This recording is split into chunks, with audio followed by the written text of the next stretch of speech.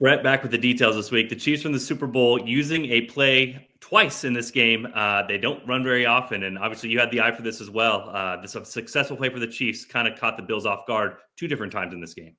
Right. So this is a different variation of counter. The Chiefs have run a ton of counter this year mostly with the guard kicking and the tight end wrapping around.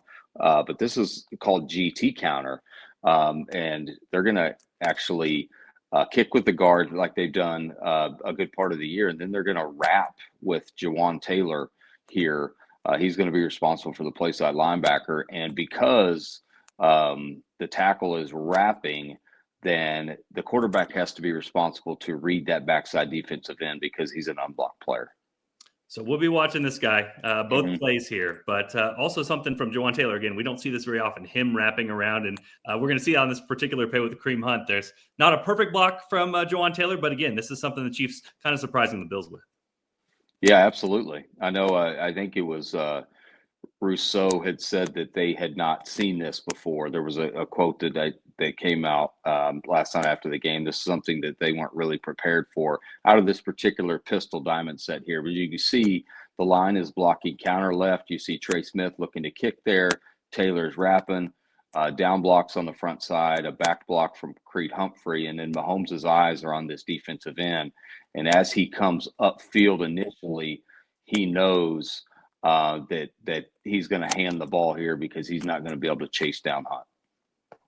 And the ball to Hunt. And as we talked about, talk me through this block from Jawan Taylor. Again, he's not very used to this.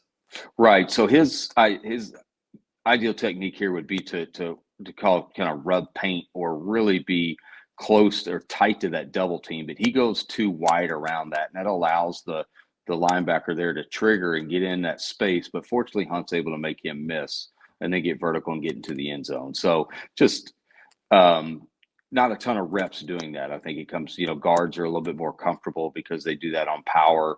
Tight ends are more comfortable with it because they do it on counter. It's just something that's hasn't been done a ton from Taylor. Also, I got to mention the backup safety here for the Bills.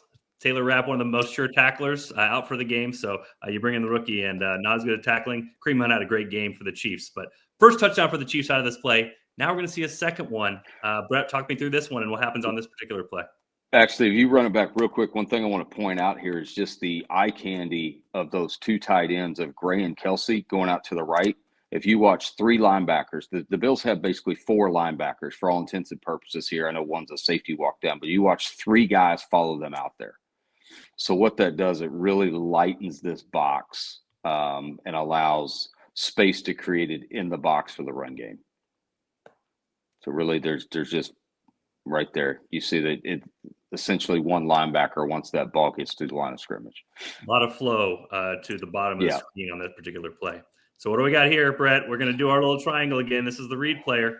Let's come back to it. Yep, successful. Same part of the field, same hash. Now that D end, possibly with formation recognition, part of the field recognition, whatever, he closes down hard. You can see his shoulders are turning. He is chasing the hip of that tackle, and Mahomes reads the reality of his technique and now pulls that ball. And you can see now the linebackers stay in the box to fit counter.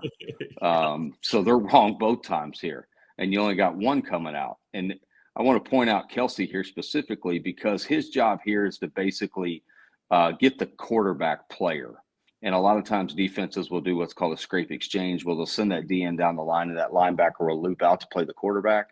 So he looks inside, expecting some pursuit here, and then he notices that the linebacker's eyes are still there, and he's not going to be a danger to tackle the quarterback. So he's just going to continue to climb and pick up that free safety right at the goal line to get Mahomes in the end zone. Yeah, and for a guy who doesn't known for his blocking, it's a pretty good block right here. Yeah, he's just so smart and aware, really, of what the defense is doing for him to be able to adjust that technique and get enough of him to get him in the end zone. Well, Red, talk me through this one. How difficult is it to defend this thing against the Chiefs, especially when they're going to incorporate a guy like Patrick Mahomes in the run game?